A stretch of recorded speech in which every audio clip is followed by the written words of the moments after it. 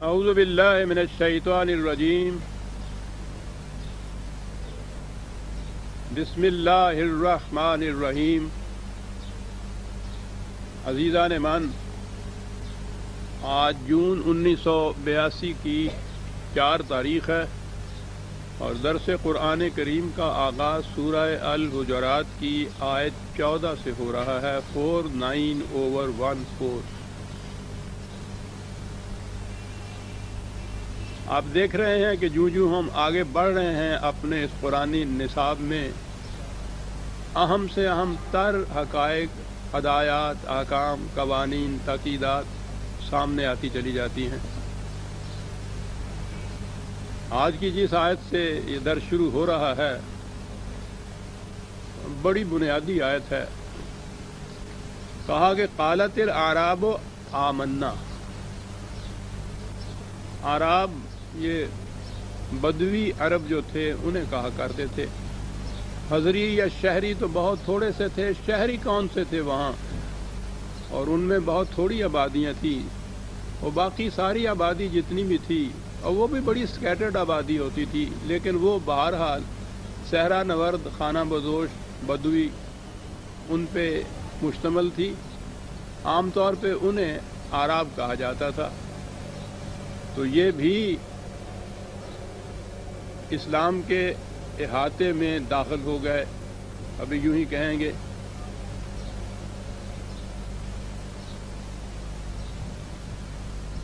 کہا کہ یہ لوگ کہتے ہیں کہ ہم ایمان لے آئے ہیں۔ قل لم تؤمنوا، ان سے کہو کہ نہیں، تم ایمان نہیں لائے۔ کتنی اہم تفریق ہے، تمیز ہے جو دونوں میں کی گئی۔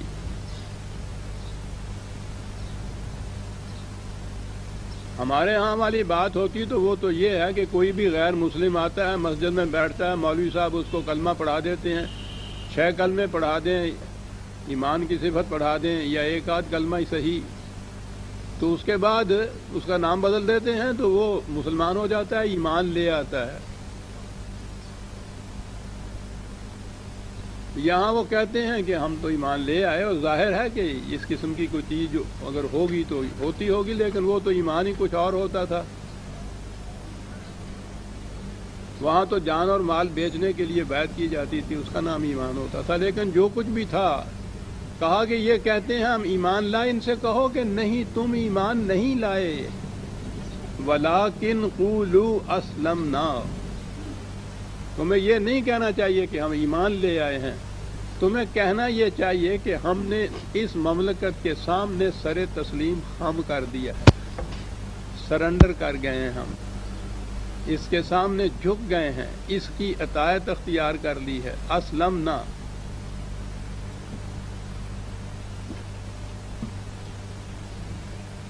اب اگر اس اسلمنا سے ہی ہم مسلمان کا لفظ لے لیں تو یوں کہا جائے گا کہ یہ نہ کہو کہ ہم مومن ہو گئے ہیں، یہ کہو کہ ہم مسلمان ہو گئے ہیں۔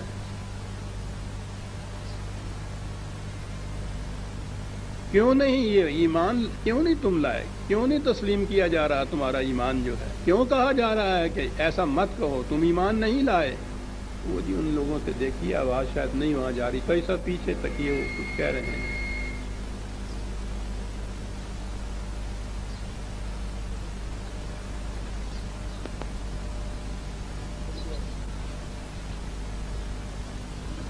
کیوں کہا جا رہا ہے کہ تم ایمان نہیں لائے؟ اب بھی نہیں ہے وہاں آواز جا رہی۔ اس لیے کہ وَلَمَّا يَدْخُلِ الْإِيمَانُ فِي قُلُوبِكُمْ،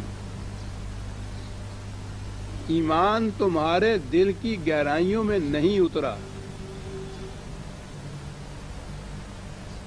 اب یہ فرق سامنے آ گیا۔ ایک ایمان ہے کہ جو زبان سے اقرار کر لیا جاتا ہے، میں ذرا آگے چل کے بتاؤں گا، یوں ہی لفظوں کو دہرانا ہی نہیں، بلکہ اگر سمجھ سوچ کے بھی یہ لفظ دہرا دیے جائیں تو اگلی شرط اگر پوری نہیں ہوتی، ایمان کا دل کی گہرائیوں میں اترنا، اسے قرآن ایمان تسلیم نہیں کرتا۔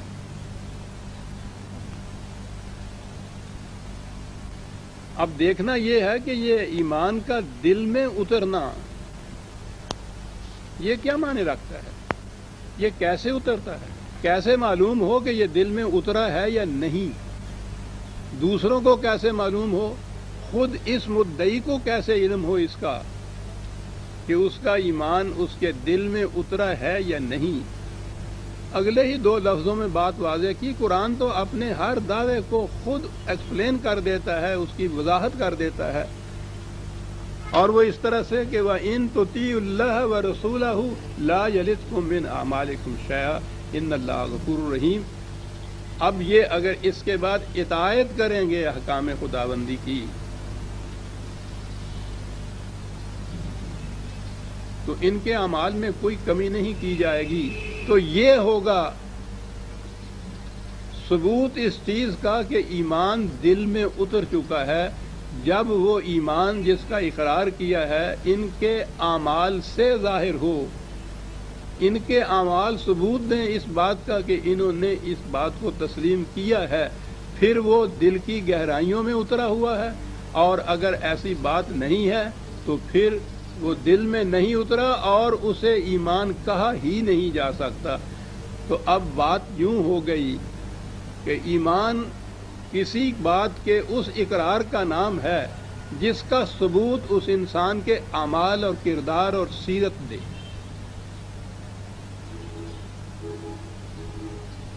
اگر اس کی تصدیق اس کے اعمال سے نہیں ہوتی تو اسلمنا والی بات تک تو وہ ٹھیک ہوگا، مسلمان قوم کا ایک فرد بن جائے گا، وہ مومن نہیں ہوگا، اسے صاحب ایمان تسلیم نہیں کیا جا سکے گا۔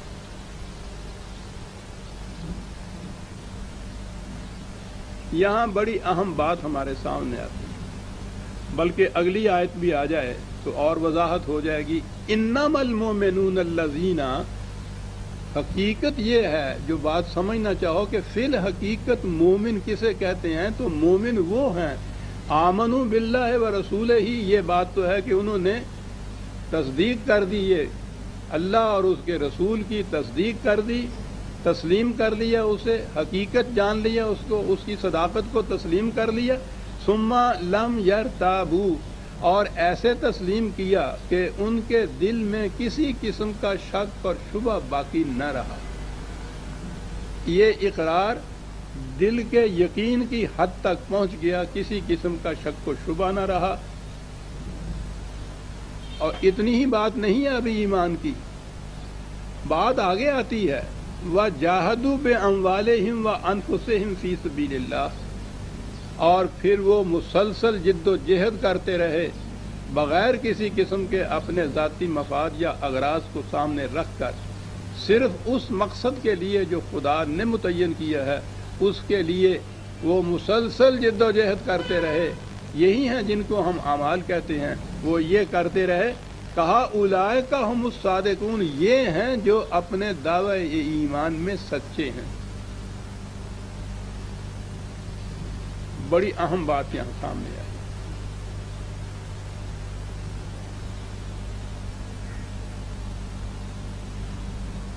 آبادی کے لحاظ سے آج ساری دنیا میں شاید 1 ارب کے قریب مسلمان نام رکھانے والی قوم ہے۔ ذرا سوچئے تو صحیح کہ ان میں کتنے ہیں جو قرآن کے اس معیار کے مطابق ایمان والے کہلا سکتے ہیں۔ اسلمنا والی بات تو اور ہو گئی، یہاں تو اسلمنا والی بات بھی نہیں ہے۔ ہم نے بھی کسی اسلامی مملکت کے سامنے اپنے آپ کو جھکایا نہیں ہے، سرنڈر نہیں کیا، اس کی سورینٹی، اس کی حاکمیت اعلیٰ تسلیم نہیں کی۔ ہے ہی نہیں کوئی اسلامی مملکت تو تسلیم ہم کیا کریں گے؟ تو ہم کیسے یہ بن گئے جو کچھ بھی ہے؟ مسلمان قوم تھی، مسلمانوں کے گھر میں پیدا ہوئے، ہم مسلمان ہو گئے۔ یعنی ہم نے اتنا بھی نہیں کیا جتنا کہ ان اعراب نے کیا تھا جن کا ذکر یہاں آ رہا ہے، کہ وہ تو پھر بھی بہرحال ایک اسلامی نظام یا مملکت کے سامنے جھک گئے تھے، سر تسلیم خم کر لیا تھا، تو ہم نے تو وہ بھی نہیں کیا. یہ جو غیر مسلم اسلام لانے والا ہوتا ہے، جو کچھ وہ کرتا ہے، یعنی کچھ کلمہ ہی صحیح ان کو دہراتا تو ہے، سمجھدار ہے، اس کو سمجھایا جاتا ہے تو بہرحال اس کو تسلیم کرتا ہے. ہم میں سے کتنے ہیں پیدائشی مسلمان جو زندگی کے کسی شعبے میں ہم نے اتنا بھی کیا ہو جو ایک عیسائی جا کے مسجد میں کرتا ہے. جو غیر مسلم ایمان لانے والا جتنا کچھ کرتا ہے، کیا ہم نے اتنا بھی کیا ہے؟ کچھ ہم نے تو اتنا بھی نہیں کیا. نہ تو عرب کی طرح ہم نے وہ سر جھکایا کسی اسلامی مملکت کے ساتھ، نہ ہی ہم یہ غیر مسلموں کی طرح جیسے رسمی اسلام صحیح لانا. ہم تو رسمی ایمان بھی نہیں لائے ہوئے. تو ہم کیا دعویٰ کرتے ہیں؟ کس طرح دعویٰ کرتے ہیں؟ کوئی انسانی بچہ پیدائش میں نہ وہ مومن پیدا ہوتا ہے نہ کافر پیدا ہوتا ہے. اسے مومن بھی بننا پڑتا ہے، اسے کافر بھی بننا پڑتا ہے. اسی لیے یہ ورب کے سیغے، فعل کے سیغے قرآن کے اندر آئے ہوئے، ان الذین آمنوا ان الذین کفروا. جو ایمان اختیار کرتے ہیں، جو کفر اختیار کرتے ہیں، یہ تو اختیار کرنے کی چیز ہے، آج خود ہی نہیں ہوتا.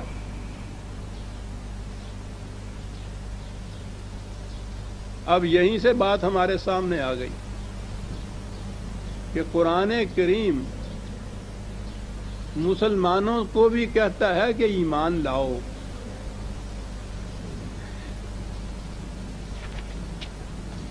کچھ نئی سی باتیں نظر آئیں گی غالباً آپ کو، لیکن جس قسم کے اسلام اور ماحول اور معاشرے میں ہم رہتے ہیں اور صدیوں سے رہتے چلے آ رہے ہیں، اس میں قرآن کی باتیں تو نئی نظر ہی آئیں گی.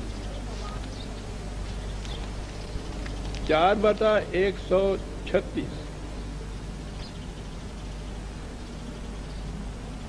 نسخے ہیں قرآن کے تو سامنے نکال لیجئے، ورنہ غور سے سنیے، الفاظ ہی سے تو بات چلے گی.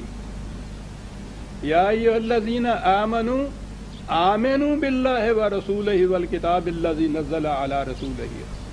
یا ایھا الذین آمنوا مخاطب کی تخاطب ہے، خطاب کیا ہے یہ کہتے ہوئے یا ایھا الذین آمنوا. تو گویا یہ کسی ہندو کو، سکھ کو، عیسائی کو مخاطب نہیں کیا گیا، مخاطب کیا گیا ہے انہیں جن کا دعویٰ یہ ہے، یوں کہہ لیجئے ہم مسلمانوں کو مخاطب کیا گیا ہے.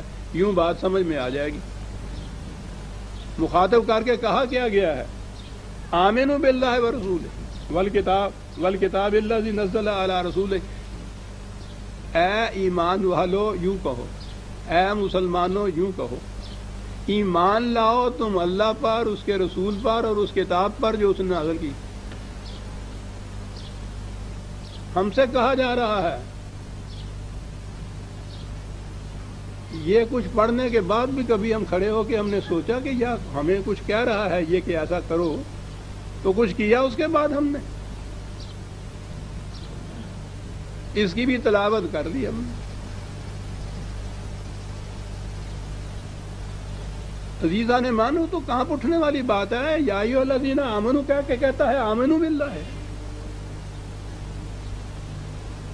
4/136 ایک اور حوالہ، کیونکہ بڑے اہم مقامات ہیں.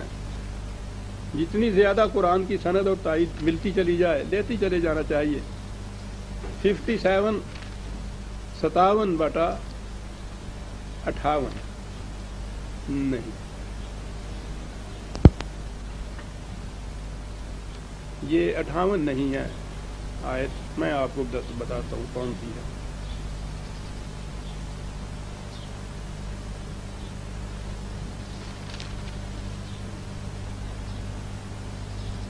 28.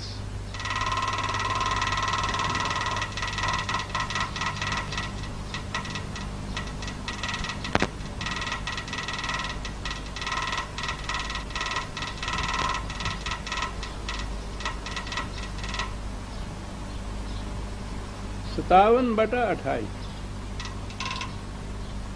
57/28. یا ایھا الذین آمنوا اتقوا اللہ. آمنوا پھر آیا، یا ایھا الذین آمنوا پھر ہے، مخاطب پھر ہم لوگ ہی ہیں، یا وہی جن کو کہا ہے اس نے یا ایھا الذین آمنوا. بہرحال ہم جب کہا جائے گا تو ہم مسلمان تو اپنے آپ کو کہیں گے نا.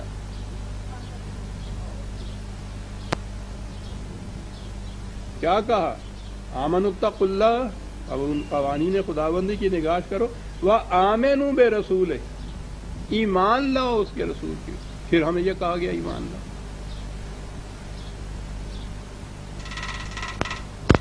ہمیں الگ ہی نہیں کہا گیا. دوسروں کے ساتھ غیر مسلموں کے ساتھ ملا کے کہا گیا. یعنی اگر یہ بات یوں کہی جائے،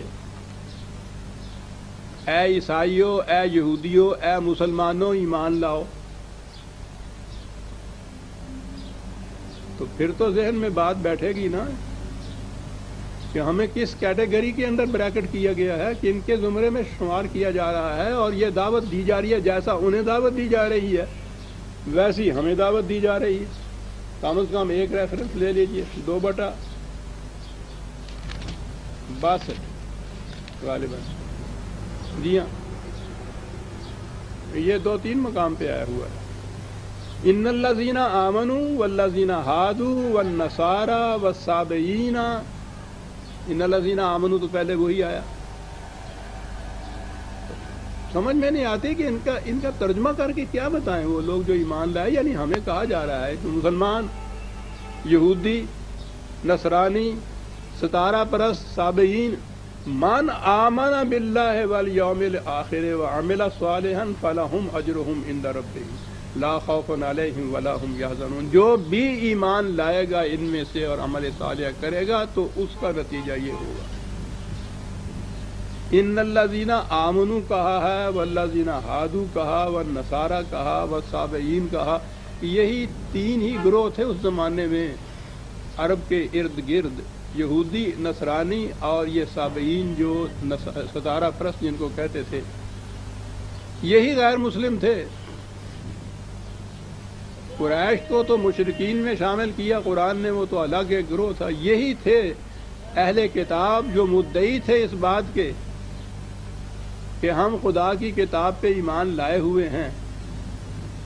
انہیں مخاطب کیا اور ساتھ یا ایھا الذین ان الذین آمنوا بھی کہا، اور کہا کہ من آمن، جو بھی ان میں سے ایمان لائے گا اس کی کیفیت یہ ہوگی. عزیزان من، ہمارے ایمان کو تو وہ ایمان تسلیم نہیں کرتا.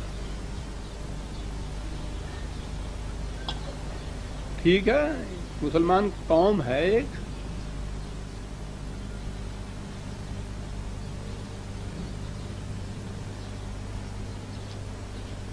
ایمان کس وقت تسلیم کرتا ہے؟ ابھی جو میں نے عرض کیا، جو اس نے کہا ہے کہ اگر یہ اطاعت کریں گے ان قوانین کی تو پھر بات سمجھی جائے گی کہ ان کی دل کی گہرائیوں میں اترا ہے. ابھی کچھ میں نے اور فرق بھی کرنا ہے.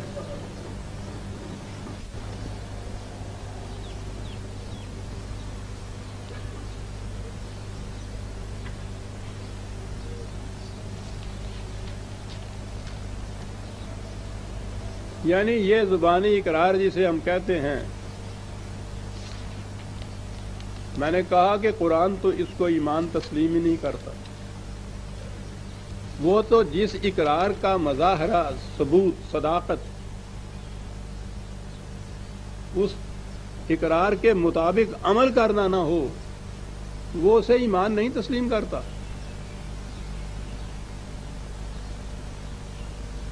چھ بٹا 159 6/159 کہتا ہے کہ جب موت آ جائے گی تو اس وقت کسی شخص کا ایمان کام نہیں دے گا جو اس سے پہلے ایمان نہ لایا ہو، موت کو دیکھ کے جب ایمان لائے.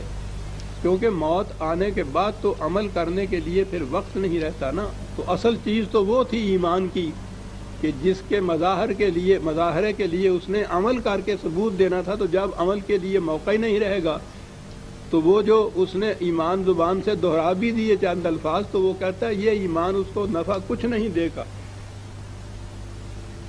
لا ينفع نفسا ایمانها لم تکن آمنت من قبل، اگلے الفاظ ہیں.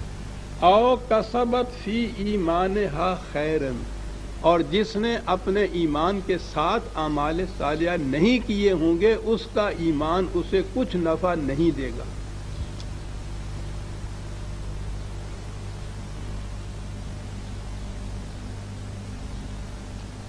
غور فرمایا آپ نے؟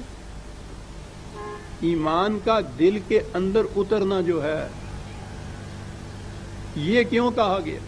دل کے اندر اترنا کیوں کہا گیا؟ میں نے کہا تھا نا کہ ایک تو بات یہ ہے ایمان لانا، ان صداقتوں کی تصدیق کرنا، انہیں تسلیم کرنا، یہ کہنا کہ یہ حق ہیں، برحق ہیں، میں اسے تسلیم کرتا ہوں، ایک تو یہ بات ہے۔ اگلی چیز جو ہے اس کی کہ وہ اس کے اعمال و کردار سے ان کا ثبوت ملے جو جن چیزوں کا اس نے اقرار کیا ہے۔ میں نے کہا تھا نا کہ یہاں اور مجھے فرق کرنا ہے، اور فرق یہ کرنا ہے کہ ایک تو یہ ہے کہ آپ نے سنکھیے کے متعلق پوری تحقیق کی، تجزیہ کیا، کیمسٹری پڑھی، حکیموں سے پوچھا، ڈاکٹروں سے پوچھا کہ یہ مہلک ہوتا ہے۔ آپ کو علم ہو گیا اس بات کا کہ سنکھیا مہلک ہے، علم ہو گیا، اور اس کے بعد آپ نے سنکھیا پھانک لیا۔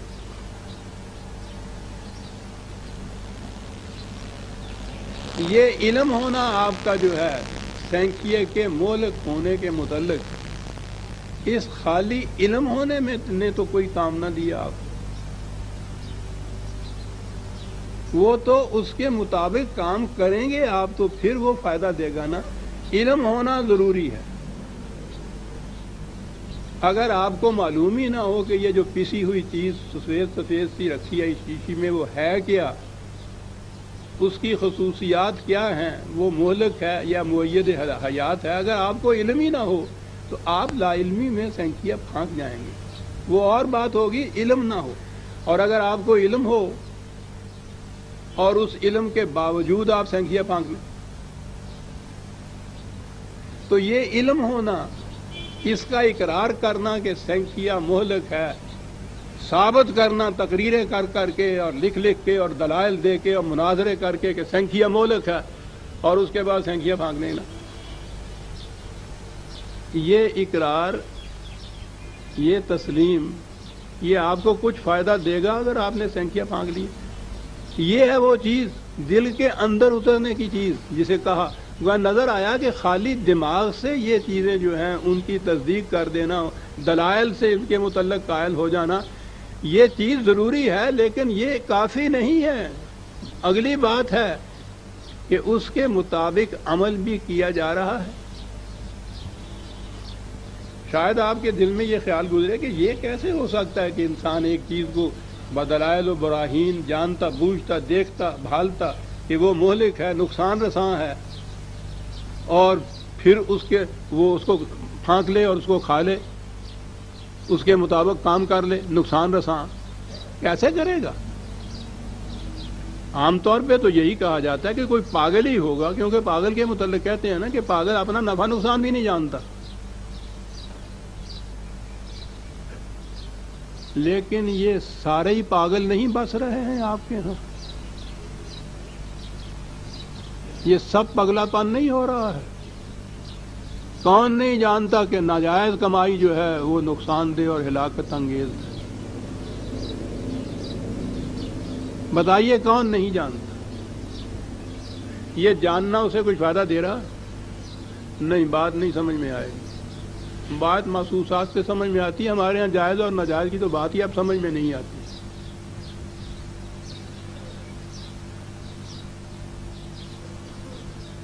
ٹی وی پہ اشتہار آتا ہے سگریٹ نوشی کے متعلق، سرطان ہو جاتا ہے اس سے، تپ دق ہو جاتی ہے اس سے، کتنے ہی اور امراض مہلک اس سے لاحق ہوتے ہیں، تصویر بنائی ہوئی ہوتی ہے، دکھایا ہوا ہوتا ہے اس کو، روز وہ سامنے آتا ہے،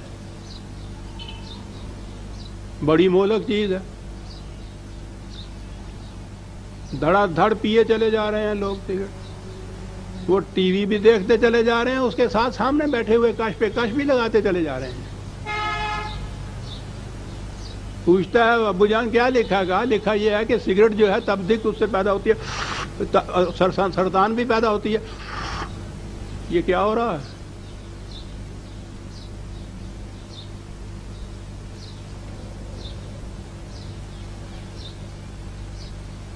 ذرا سی بات آگے چل کے کہوں گا، نہیں وہ پہلے ہی کہہ دینی چاہیے۔ یہ تو یہ صاحب ہیں نا کہ جو یہ پڑھ بھی رہے ہیں، جان بھی رہے ہیں، شاید اس کے بعد ضرورت پڑے تو ثابت بھی کر دیں کہ اس کے اندر یہ زہر ہوتا ہے، یہ زہر ہوتا ہے، بڑا لمبا چوڑا لیکچر بھی دے دے ہو، کش پہ کش بھی لگ رہا ہو۔ کیا ہو رہا ہے یہ کیا ہو رہا ہے؟ جان رہا ہے، اقرار کر رہا ہے، جان رہا ہے۔ اگلی بات یہ ہے نا کہ دل کی گہرائیوں میں نہیں اترا۔ کیا بات ہے کہ کیا نہیں اترا؟ وہی جو میں کہا کرتا ہوں، غالب بڑا بے باک تھا۔ جانتا ہوں ثواب طاعت و زہد، جانتا ہوں، پر طبیعت ادھر نہیں آتی۔ جاننا ہی کافی نہ ہو گیا۔ آپ نے دیکھا کہ دماغ میں اترنا اور دل میں اترنا، اس میں کتنا فرق ہے۔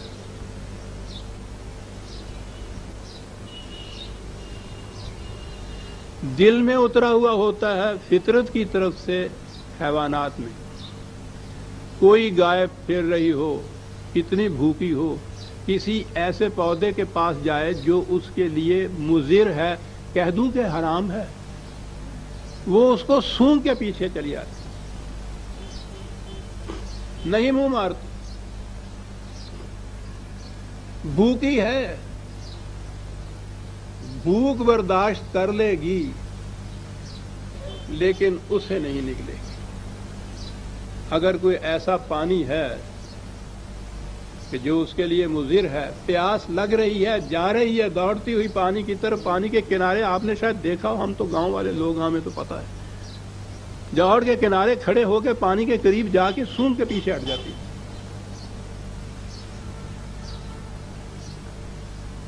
حضرت انسان بھی ساتھ آپ نے دیکھا، اس نے جان لیا نا کہ وہ مضر ہے، مہلک ہے، اور جاننے کے بعد پیچھے ہٹ گئی وہ گائے یا بیل۔ اس کے دل میں اترا ہوا ہے نا یہ۔ اس کے متعلق قرآن نے کہا تھا اولئک کل انعام، پہلے تو یہ کہا کہ یہ تو بالکل حیوانات کی طرح، بل ہم اضل، اس سے بھی گئے گزرا۔ دیکھ رہا ہے کہ سگریٹ جو ہے یہ مہلک ہے، سرطان پیدا ہوتا ہے، اور سرطان کا علاج ہی کوئی نہیں ہے، کش پہ کش لگائے چلا جا رہا ہے۔ اتنا ہی نہیں کیا، اب دیکھیے وہ تدبیریں کرنے والے، قوم کو اس ہلاکت سے بچانے کی تدبیریں جو کی جاتی ہیں، تو پہلے تو یہی تدبیر ہوتی ہے کہ وہ 1 یا آدھ منٹ کا ہوتا ہے وہ ایڈورٹیزمنٹ جس میں وہ سرطان اور تبدک ہوتی ہے، اور اس کے فوری بعد الگ تواتر 2 3 4 5 منٹ کے ویلز کے اور نمبر 6 کے، اور مجھے تو یاد نہیں سگریٹ نہیں پی، کس کے اتنے اعلیٰ پیمانے کے وہ ایڈورٹیزمنٹ ہوتے ہیں، اتنے جاذب ہوتے ہیں وہ سارے کے سارے، وہ اتنے وقت کے دکھائے جاتے ہیں، اور سرطان اور ٹی بی ذرا سا دکھایا جاتا ہے۔ یعنی ایک فریضہ ہوتا ہے مذہبی جو ادا کیا جاتا ہے۔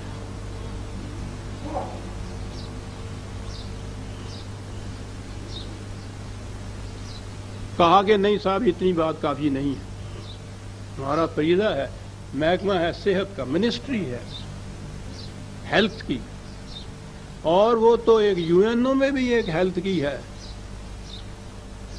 آرگنائزیشن انٹرنیشنل ہیلتھ کی، لیکن اسے چھوڑ دیجیے، اپنے ملک کو لے لیجیے نا کہ یہاں کی وہ ہیلتھ کی منسٹری بھی سب کچھ، انہوں نے کہا کہ اتنے سے کام نہیں چلتا۔ کیا کیسے کام چلے گا؟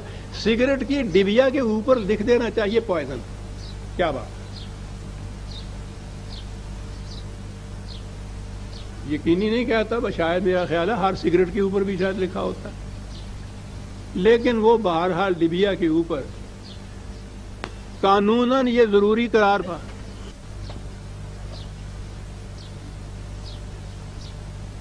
قانوناً یہ ضروری قرار پا گیا کہ سگریٹ کی ڈبیا کے اوپر یہ لکھا جائے، قانون کی شرط پوری ہو۔ ہر پڑھنے والے نے پڑھ لیا کہ پوائزن ہے، اور پوائزن کے بعد ڈبیا کھولی، کش لگانے شروع کر دیے. لیبیا پہ پوائزن بھی لکھا جا رہا ہے اور دھڑا دھڑ کارخانے کھل رہے ہیں سگریٹ بنانے کے.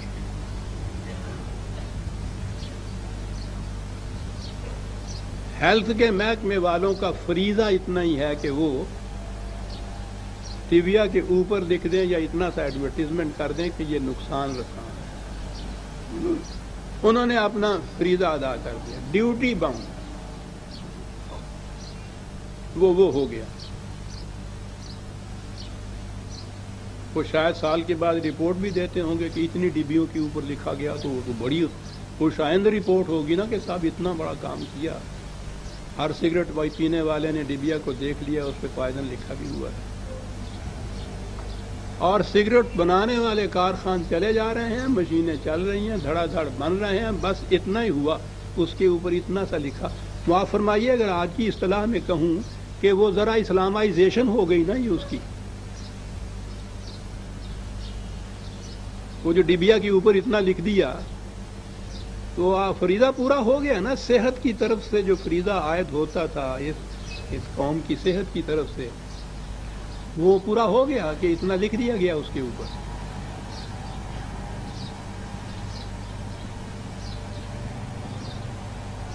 آپ بات سمجھ میں آئی کہ وہ ہم سے کیوں کہہ رہا ہے کہ ایمان لاؤ, اور ایمان کے متعلق کہا ہے کہ ایمان وہ ہے جو دل کی گہرائیوں میں اتر جائے, اور اس کا ثبوت یہ ہے کہ جس چیز سے روکا گیا ہے اس سے رک جاؤ, جو کرنے کو کہا گیا ہے اسے کرو.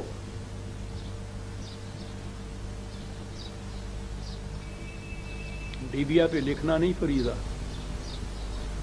الذین مکناہم فی الارض, وہ جن کو صحیح اسلامی مملکت وہ کہتا عطا ہوتی ہے, وہ پھر یامرون بالمعروف ینہون عن المنکر,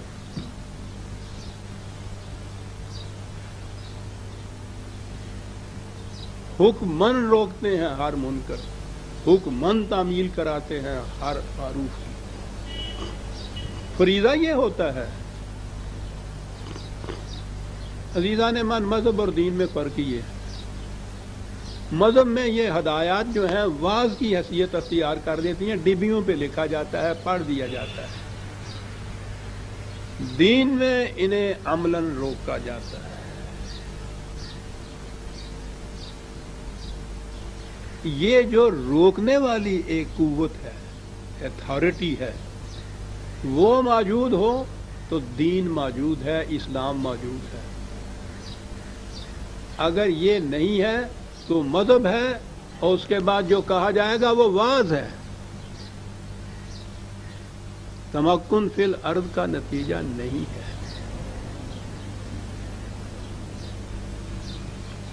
شاید یاد دہانی کرا دوں تو بات واضح ہو جائے کہ کس چیز کے گم ہو جانے سے دین یا اسلام نہ رہا, اور وہ آج بھی نہیں ہے. اس لیے آج بھی آپ کے ہاں 90 کروڑ یا 1 ارب کی آبادی میں کہیں بھی اسلامی نہ نظام ہے نہ مملکت ہے. کیا کہا تھا قرآن نے؟ ذرا 4 آیتیں پیچھے چلے جائیے. آیت 9 اسی صورت میں, وَإِن طَائِفَتَانِ مِنَ الْمُؤْمِنِينَ اقْتَتَلُوا, یاد ہوگا پچھلے درس میں تو غالباً نہیں آیا. اگر مسلمانوں کے کوئی 2 گروہ آپس میں الجھ پڑے, جنگ پہ بھی اتر آئیں, یعنی ایک تو اس نے کہا ہے کہ کسی ایک مومن کا قتل بھی عمدن جو ہے جہنم میں لے جاتا ہے انسان کو, وہ تو بتایا قرآن نے اس کو روکنے کے لیے. لیکن اگر اس کے باوجود کوئی گروہ جو ہیں وہ اگر الجھ پڑیں آپس میں, جنگ پہ آمادہ ہو جائیں, تو پھر فَأَصْلِحُوا بَيْنَهُمَا. اب یہ دیکھو, یہ حکم دیا ہے قرآن نے, تو تم پھر صلح کراؤ ان کے درمیان. اور آگے یہ ہے کہ اس کے بعد اگر ان میں سے جو کوئی جماعت جو ان میں سے پھر سرکشی پہ اتر آئے, جن ٹرمز کے اوپر تم نے صلح کرائی ہے اس کی خلاف ورزی کرے, اس کے خلاف جنگ کرو تم, تاآں کہ وہ خدا کے حکم کے اوپر جھک نہ جائے. یہ کون ہیں جن سے کہا گیا ہے فَأَصْلِحُوا بَيْنَهُمَا؟ عزیزان من, یہ مقام ہے غور طلب. کس سے کہا گیا ہے یہ؟ وہ دو جماعتیں تو ہو گئی نا، طائفتان من المؤمنین اقتتلوا، مومنوں کی مسلمانوں کی دو جماعتیں آپس میں الجھ پڑی، لڑ پڑی۔ یہ جو فاصلے ہوئے ہے یہاں دیکھیے متعین طور پہ کسی کو نہیں کہا گیا، وہ اس لیے نہیں کیا گیا کہ یہ تو ساری امت کا یہ فریضہ تھا، امت کو اس پوزیشن میں ہونا چاہیے تھا کہ اتھارٹیٹیولی مرکز ان کا، مملکت ان کی، حکومت ان کی، وہ اس پوزیشن میں ہونی چاہیے کہ اگر کہیں ایسی بات ہو گئی ہے فوراً ان کو وہ روک دے، ان میں صلح کرائے، اور پھر اتنی اتھارٹی اور اتنی قوت ہونی چاہیے کہ اگر کوئی اس کے بعد اس سے زیادہ کوئی کسی قسم کی سرتابی کرتا ہے ان میں سے تو اس کے پاس یہ قوت ہونی چاہیے کہ اس کی گردن مروڑ کے رکھ دے۔ یہ کیا چیز تھی جس کو یہ حکم دیا گیا ہے؟ میں نے عرض کیا تھا نا کہ قرآن کے زمانے میں اصطلاحات یہ جو تھی نا کہ مملکت اور حکومت اور فوج، یہ اصطلاحات قرآن نے استعمال نہیں کی، اور یہ نہیں کہ تھی نہیں، میں یہ کہوں گا کہ اگر وہ چاہتا تو اپنی اصطلاحات اور وضع بھی کرتا، ضرورت اس لیے نہیں تھی کہ اس نے مملکت یا سلطنت پوری امت کی قرار دی ہے، اس لیے جب اس نے فاصلے ہو کہا ہے تو پوری امت سے یہ کہا ہے۔ یہ استثنائی بات ہے جو دو گروہ لڑ پڑے ہیں آپس میں، پوری امت کا ایک نظام جسے آپ اسلامی مملکت کہیں گے، ایک مرکز اس کا جو یہ فیصلہ کرے گا کہ یہ لڑ پڑے ہیں اور ان کے اندر جا کے صلح کراؤ، ان ٹرمز کے اوپر صلح کراؤ، اور پھر وہ دیکھے گا کہ اس کی پابندی یہ کرتے ہیں یا نہیں، اور جو پابندی نہیں کرے گا اس کے پاس اتنی قوت ہوگی کہ اس کی گردن مروڑ دے۔ جب تک یہ اتھارٹی رہی آپ کے اندر، دین رہا، اسلام رہا، اور جب یہ اتھارٹی ختم ہو گئی نہ دین رہا نہ اسلام رہا۔ 2 سال سے میں نے پچھلی دفعہ بھی کہا تھا یا اس سے بھی زیادہ عرصہ ہو گیا نا، 2 گروہوں میں لڑائی نہیں ہو رہی، 2 مملکتوں میں لڑائی ہو رہی ہے مسلمانوں کی۔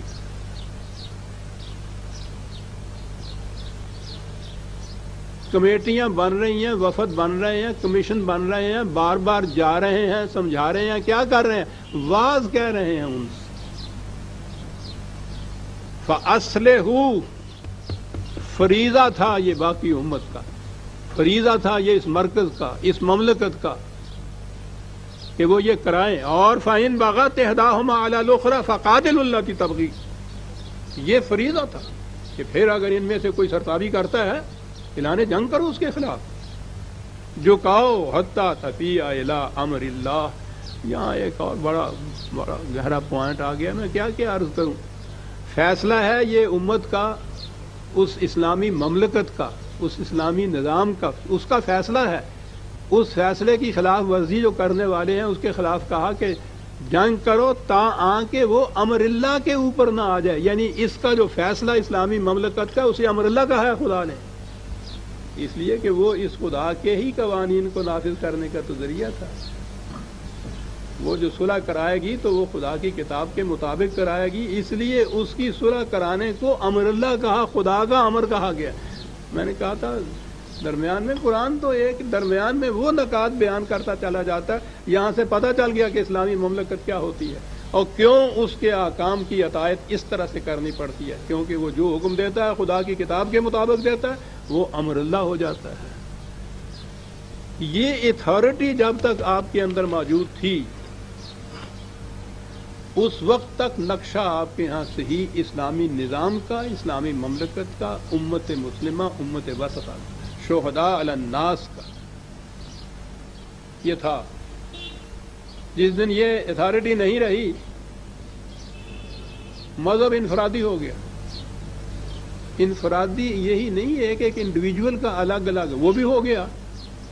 مختلف ملکوں میں بسنے والے مسلمان مختلف قوم بن گئے، ان کی الگ الگ سلطنتیں ہو گئیں، الگ الگ مملکتیں ہو گئی، تو یہ بھی تو انفرادیت ہو گئی ہے۔ اسلام تو ایک مرکز کا نام تھا، ساری دنیا کے مسلمان امت واحدہ، ان کا ایک مرکز کا ایک سربراہ، ایک نظام، ایک قانون، اور یہ وہ تھا مرکز جس کا فریضہ تھا کہ اگر کہیں مسلمانوں کے 2 گروہ الجھ پڑیں تو یہ فریضہ ادا کرے۔ وہ فریضہ ادا اب کیسے ہو، وہ ہے ہی موجود۔ دہن کا ذکر کیا، یہاں سر ہی غائب ہے گریباں سے، وہ تو ہے نہیں موجود، اور احیاء اسلام کی کوششیں ہو رہی ہیں ساری دنیا کے مسلمانوں میں۔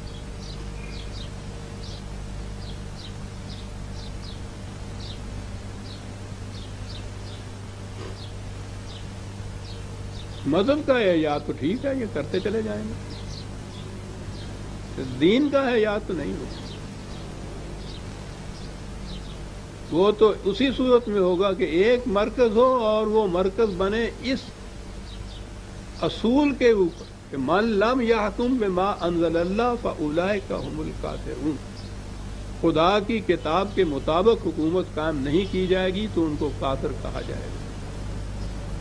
خدا کی کتاب کے مطابق حکومت کرنے والی اتھارٹی، اور پھر پوری آہستہ آہستہ، یہ ٹھیک ہے کہ آج کے جس دور میں ہم گزر رہے ہیں، صدیوں سے انتشار ہے، خلفشار ہے، تفرقہ ہے، اختلافات ہیں، امت ٹکڑے ٹکڑے ہو گئی ہے، وقت لگے گا، لیکن مطمع نگاہ مقصود بالذات منزل اخری وہ وہی ہوگا کہ پوری امت ہوگی، اس کی ایک مملکت ہوگی، ایک ضابطۂ قانون ہوگا، وہ خدا کی کتاب ہوگی، ایک اتھارٹی ہوگی جو ان میں آپس میں سلو بھی کرائے گی، ان کے معاملات کو بھی طے کرے گی، پھر اسلام کا احیاء ہوگا، ہر فیصلہ خدا کی کتاب کے مطابق۔ جی، لما یدخل الایمان فی قلوبکم، غور فرما لیا کہ پہلے تو زبان سے اقرار کرنا، ہم نے تو وہ بھی نہیں کیا کبھی۔ اور میں کہا کرتا ہوں نا کہ کبھی کبھی ہمارے پرانے زمانے میں تو کم از کم شادی نکاح کے وقت تو وہ کلمے 4 پڑھا لیا کرتے تھے، وہ ہوئے اس قدر مہذب، وہ بھی گیا آیا، وہ فارم پہ دستخط کر دیجئے، معاملہ ختم، یعنی اس مصیبت سے بھی بچ جاتا ہے یہ دلہا بیچارہ۔ ہوتی تھی وہ مصیبت ہی، اس کے تلفظ ہی نہیں آتے تھے اس عربی کے الفاظ کے، اس لیے وہ بھی چپکے چپکے کچھ کہتا تھے، وہ مولوی صاحب بھی چپکے چپکے سن لیتے تھے کہ اب کیا کریں بھری مجلس میں اس کے متعلق اس سے بھی جھوٹ ہے جناب۔ سوچئے کہ ہم نے کبھی اقرار بھی زبان سے یہ کیا ہے اس ایمان کا، یعنی کم از کم جو پہلی شرط ہوئی جسے قرآن نے ان اعراب کی شکل میں کہا کہ ایمان نہیں ہے یہ، کیونکہ یہ دل کی گہرائیوں میں نہیں اترا، دل کی گہرائیوں میں۔ پھر میں نے کہا کہ اگر ہم نے کہیں کیا بھی ہے تو ہم میں سے جو ذرا دانشور انٹلیکچوئل جس قسم کے لوگ ہیں وہ کہتے ہیں کہ ہم نے علم و بصیرت کی بنا پر دیکھا ہے قرآن کے دعوی کو، اسلام کے احکام کو، ہم اس سے بڑے مطمئن ہوئے۔ یہ دماغ ہو گیا مطمئن، قلوب کہا ہے قرآن نے تو خالی دماغ کے دماغ یاد رکھیے اعمال کے لیے محرک نہیں بنتا، یہ انسان کا قلب ہے جسے جذبات کہتے ہیں آپ، وہ محرک مانتے ہیں۔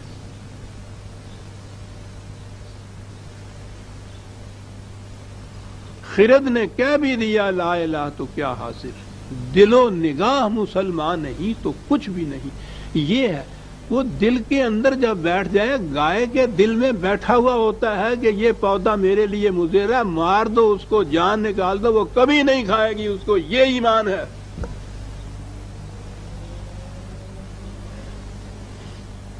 دماغی طور پر واعظ کہنے والے، لیکچر دینے والے، رشوت اتنی بری چیز ہے، ناجائز کمائی کے یہ نقصانات ہیں، قوم تباہ ہو گئی، سب کچھ ہو آ گیا اور ہوتا چلا جا رہا ہے سیلاب کی طرح، کیا ہو رہا ہے؟ دماغ کہہ رہا ہے، دل نہیں کہہ رہا۔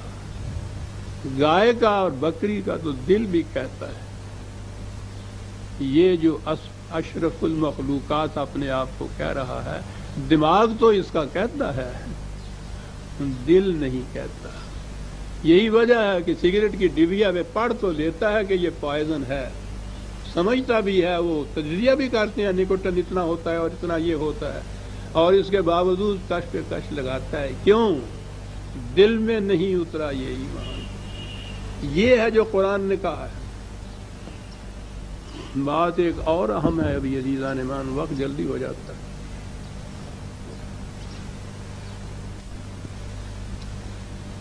یہ تو یا ایھا الذین آمنوا سے کہا ہے نا قرآن نے کہ ایمان لاؤ۔ بعض مقامات ایسے ہیں جہاں بڑی گہرائی میں کھڑے ہونا پڑتا ہے، سوچنا پڑتا ہے کہ یہ چیز کیا آ گئی۔ نبی اکرم صلی اللہ علیہ وسلم وحی حضور پہ نازل ہوئی، حضور نے یہ وحی باقی انسانوں کو دی، اور سب سے پہلے وہ وحی نازل ہوئی آپ پہ اور آپ نے آگے دی رسول کے متعلق۔ کبھی ہمارے آپ کے ذہن میں یہ بات بھی آ سکے گی جو خدا کہہ رہا ہے؟ کیا کہہ رہا ہے؟ آمن الرسول بما انزل الیہ من ربہ والمؤمنون، رسول بھی ایمان لاتا ہے اپنی وحی کے اوپر۔ اللہ اکبر!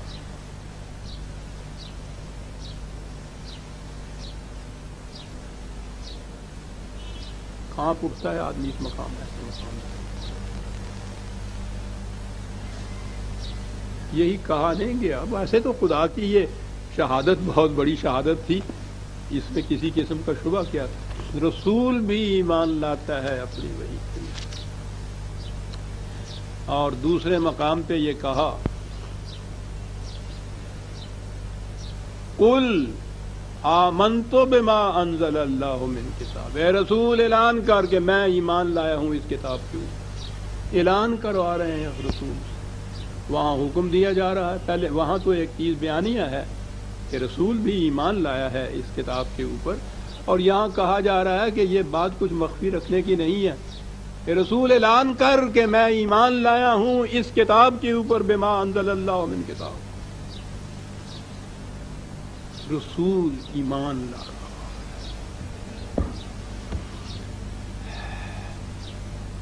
ہے۔ ذرا توجہ سے سننا کا موڈ ہوں تو میں عرض کروں گا، کیونکہ یہ بات تو بڑی اہم ہے۔ رسول جو وحی دے رہا ہے ساری دنیا کو، اس کے متعلق پہلے کہا وہ ایمان لاتا ہے، اور کہا کہ اعلان کرو کہ میں ایمان لایا ہوں۔ کیوں؟ رسول ایمان کیا لاتا ہے؟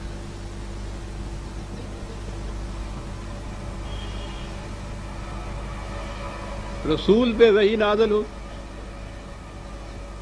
اس وحی کو رسول اللہ صلی اللہ علیہ وسلم نے امت کو دے دیا۔ یہ تو حیثیت ہو گئی رسول اللہ کی، نبوت کی حیثیت جب وحی ملی، رسالت کی حیثیت جب وحی دوسروں کو دے دی۔ اور بار بار رسول اللہ صلی اللہ علیہ وسلم قرآن میں کہہ رہے ہیں، خدا ان سے کہلوا رہا ہے کہ انا بشر مثلکم یوحی الیہ۔ وحی کا معاملہ جب الگ ہو جائے تو میں تمہارے جیسا ہی ایک بشر ہوں۔ یہاں سے ہمیں وحی میں اور انسان کے اپنے فیصلوں کے اندر ایک بین فرق بتایا گیا، قرآن نے بتایا ہے۔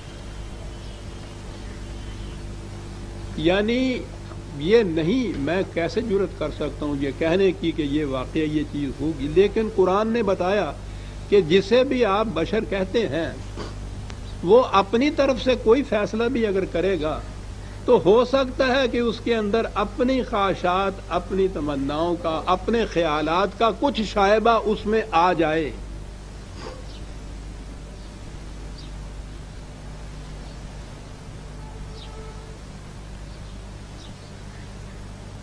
بڑے سے بڑا مفکر، بڑے سے بڑا مصلح، بڑے سے بڑا دانشور، بڑے سے بڑا انٹلیکچوئل، کسے باشد اگر وہ بشر ہے تو یہ امکان ہے کہ جو چیز اس کے دل میں سے ہو کے گزرے، دل کی رنگینی کا کوئی شائبہ اس کے اندر امکان ہے کہ اس میں آ جائے۔ صرف ایک وحی خداوندی ہے کہ جس میں انسانی جذبات کا کوئی شائبہ نہیں ہوتا، وہ جسے انگریزی میں آبجیکٹیولی کہتے ہیں، آبجیکٹیوٹی جسے کہتے ہیں، خارج کی چیز جس میں انسان کے اپنے داخلی جذبات و خیالات اور خواہشات کا کوئی کسی قسم کا عمل دخل رنگ آمیزی نہیں ہوتی، نہیں ہو سکتی تھی، اسے وحی کہتے ہیں۔ انسانوں کے لیے اتباع اور اطاعت کے قابل وہی چیز ہے جس میں کسی انسان کے اپنے خیالات کا دخل نہ ہو۔ رسول کے متعلق جب کہا کہ ما ینطق عن الہویٰ، یہ اپنے خیالات کا اس میں ذرا سا شائبہ بھی نہیں ہوتا، الا ما یوحی۔ یہ وحی ہے جو یہ دے رہا ہے، اور وحی کی ڈیفینیشن کر دی جس میں اس کے اپنے رسول کے خیالات کا بھی کوئی شائبہ نہیں ہے۔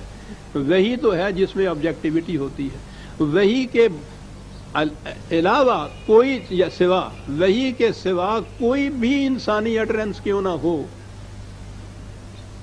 اس میں شائبہ ہو سکتا ہے اس کا، سبجیکٹیوٹی اسے کہتے ہیں.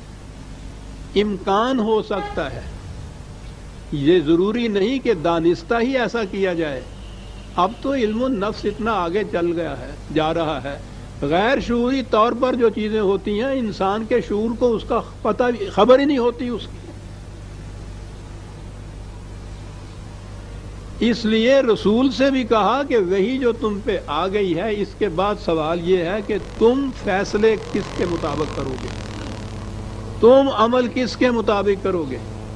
وہ وہی آ گئی تو وہ دے دی تم نے، بس ہو گیا؟ بالکل نہیں، تم نے بھی اسی وہی کے مطابق کرنا ہے. والمومنون، جس کے مطابق مومنون نے کرنا ہے.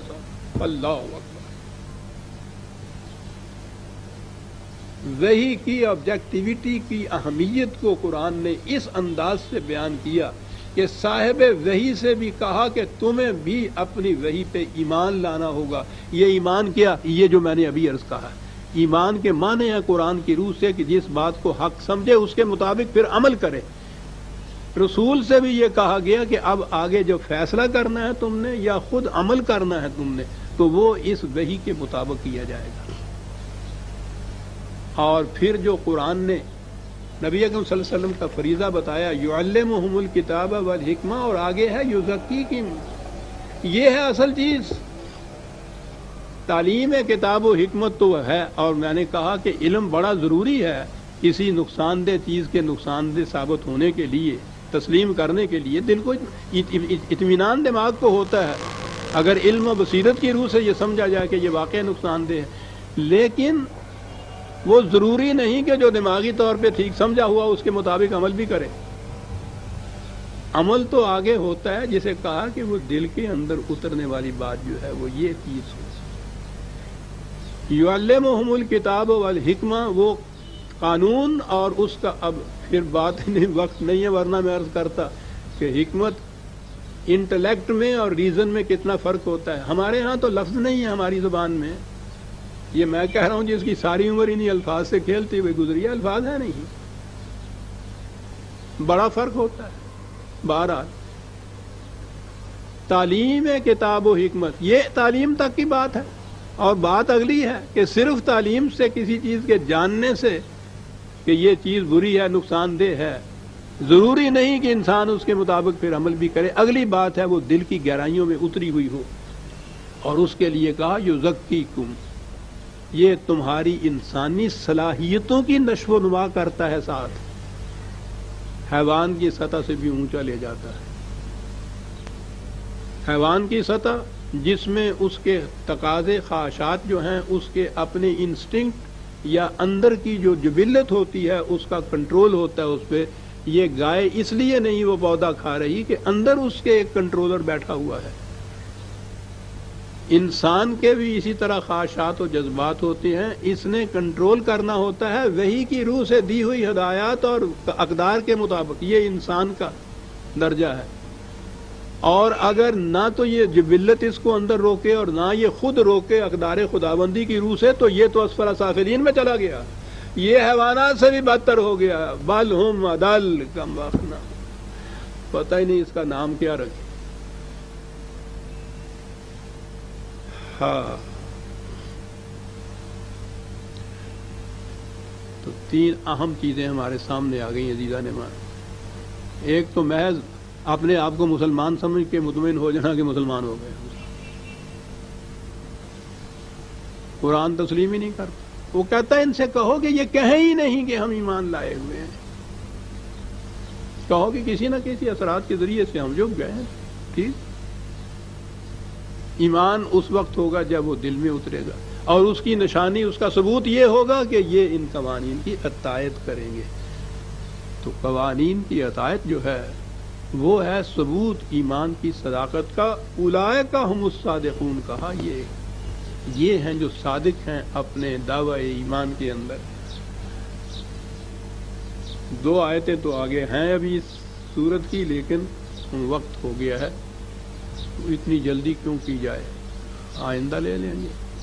سمجھ لیا یار، زندہ صحبت باقی. ہم سورہ الحجرات کی 2 آیتیں لے رہے ہیں. 16ویں آیت سے آئندہ ہم شروع کریں گے. ربنا تقبل منا انک انت السمیع العلیم.